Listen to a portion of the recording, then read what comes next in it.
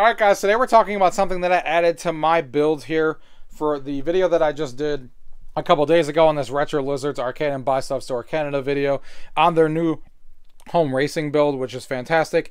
And I wanted to do a separate video on something that I added on my own, separate from the machine, that I thought was a really cool addition that you guys should definitely consider. And that is called a ButtKicker. So some of you guys are like, what is a ButtKicker?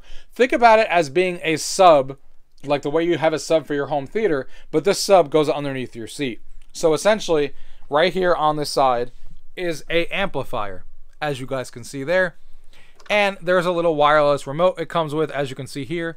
And I power that on, and you can see the volume and the frequency it's set to. This plugs into a little sub, if you will, underneath this chair. And what's cool about it is there's two ways to mount it. The actual ButtKicker itself that goes underneath your seat. You can either put 3 screws, which is the way I did it on here, since it's made out of wood. I put 3 tiny screws it's holding up well in there. Or if you have a regular desk chair with the clamps, you can just clamp it onto the silver pipe that usually goes on those chairs, on those office chairs and stuff. So either way will work. So you have a good variety of how to mount it. But once it's on there and stuff, and you have that cable that goes to it right there, just like that, it's basically a sub for your chair. And it's fantastic because it adds the immersion of what you want in a racing build. So the same way that you want force feedback on your wheel, because we all want force feedback on our wheel, now you get that same feedback on your chair. So while you're driving and while you're doing all these different things, you'll feel it in the actual chair that you're sitting in. And I think it really adds a new element that I think a lot of people already know to do this in racing builds. But I think if you get this build from Retro Lizards Arcade, or in general any racing build, it's something I definitely consider people adding, because it's a lot of fun, really easy to do too. You literally plug it in, mount it, and then, you know, download the software that we're going to talk about here in a couple minutes and connect it via USB or audio, depending on which way you want to go, and you're kind of set to go. There's not really much to it at all. It's really, really fun, and definitely a worthwhile investment in my opinion, with how easy it is to put on and how much depth it adds to racing games in general when you're actually playing them. And how much cooler it, you know, people sit on your chair and they're like, wait, damn it, I feel like a rumble, like how's that happening? And it just adds that cool factor to the build that I think I definitely needed to add, because I used to have a ButtKicker already, so on my PC, so I kind of knew what it was about, and I'm really excited. And that's the same thing I use in my home theater too. I have ButtKickers in my home theater that shake my seats when there's like something crazy going on, again, like a sub.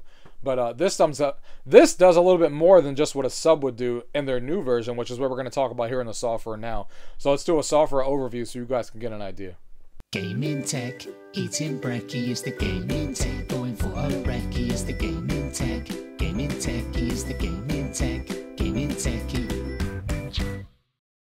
Alright guys, now that we talked a little bit about the ButtKicker system and all that kind of stuff, let's go ahead and show you a little bit about how it works on the computer. So it comes with this little remote here, so you basically just power it on. I know you can't see the frame right now of what it's powering on, but basically I leave it usually at 80 and 30 as far as the volume. That's usually where it sticks around. Sometimes I higher the volume because some of the game's effects need to be a little higher for you to feel them, but essentially that's the norm. Usually 80-30 about is what I do, and I just use this to turn it on, and then we're good to go.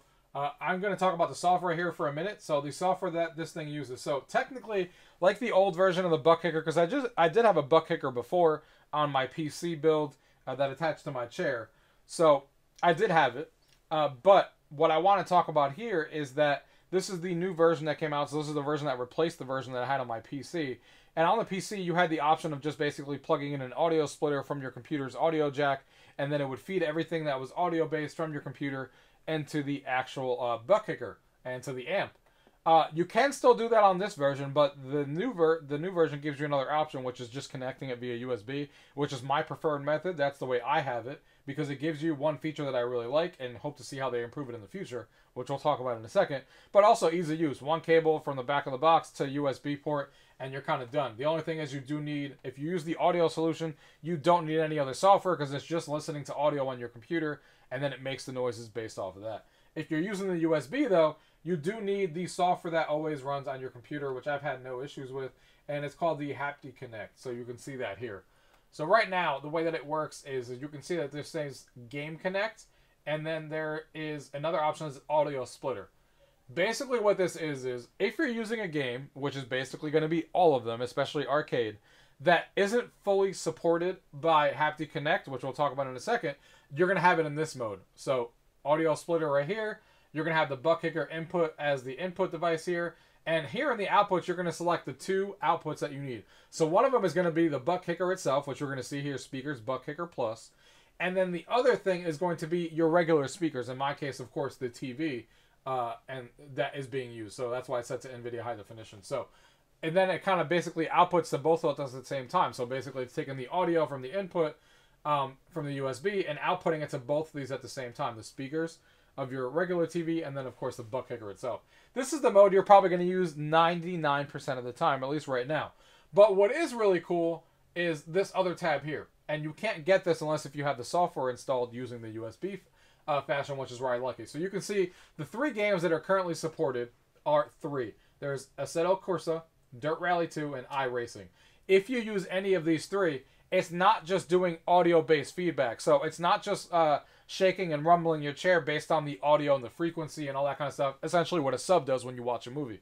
It's taking it a step further. So when you play games that are fully supported, they're actually coded in the game to make the chair rumble in a specific fashion in a specific game event. So if it doesn't want the rumble to happen, even if the audio is going, it's not going to rumble. But if you crash, it knows you're crashing and it's going to rumble. If you're going over a specific terrain, it's going to rumble like you're over that terrain, like over dirt and sand. It's going to do all those sorts of things. It's going to rumble when you hit the accelerator. So when you actually hit the gas, it's actually going to feel it in your chair as if you're accelerating. So that's really, really cool stuff that happens specifically with these games. Again, that stuff you'll still feel in the audio splitter mode, but it's going to be very much like a sub that you're used to because it's not coded in the game specifically. It's just listening to those frequencies and doing it, which is the way ButtKicker has always worked, and it's great. But this is just giving us an even better option. So they plan to add a lot of support for more titles, apparently 12 by the end of the year from the last I read. And we have 3 so far, so look out to see what they add. The software is not free. It's free to use if you want to just use it to use the audio splitter mode, as you see here, and connect it via USB. If you want to take advantage of these, they're basically doing it in 2 different fashions. You can look it up on their website. Basically, the standard version, which is the version that came with when you buy the ButtKicker right now, you get the standard version, which basically gives you these 3 games without any cost. And then you buy, when additional games come out, you buy them a la carte, essentially, like, depending on, I don't know, they haven't released one, so we don't know what the cost is going to be, whether it's $299, $399, $499, who knows. But it's going to be an a la carte where you're going to buy the specific game you want, and it's going to have those features enabled. So that is going to be a thing. Like I said, right now, you get the standard edition for free when you buy the ButtKicker Plus, and then you can upgrade to, and then you just buy the plugins a la carte, or I don't remember exactly what the software is actually called, but basically it's the one above standard, and if you buy that one, then it gives you all the plugins basically forever, and you don't ever have to buy plugins again. So it's up to you which route you guys want to take.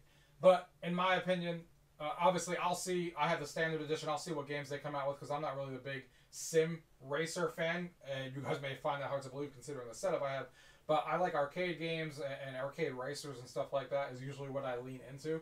So we'll see what games they support and what comes out to see if I think that that's worth it for me personally. But it's definitely something to keep in mind because it's definitely really cool with the games that I've tried so far here. But that is obviously the ButtKicker on here, guys. There's no point in me showing you gameplay because obviously you're not going to be able to feel the chair or anything, and that's kind of the whole purpose of this. But just know that I think it's a worthwhile addition to your racing sim setup, whether you get this build from Retro Lizards Arcades and Buy Stuff Store, or whichever you get, a ButtKicker, in my opinion, or some sort of system like this where it gives you basically the haptic feedback on your chair is definitely a must. And I think this is really, really cool. And I'm really happy with the fact that I added this. And I think when people come over and they sit down and they're like, wait, we feel the force feedback in the wheel. And then all of a sudden they're like, wait, I feel it in my chair now too. It just adds that cool factor of being like, holy crap, I didn't expect that kind of feel to your actual racing rig. So really, really highly recommended for me. And if you guys have any questions about the ButtKicker and how to add it onto here or anything like that that I may have missed, as always, leave it down below, guys. If not, thank you guys for watching. Until next time.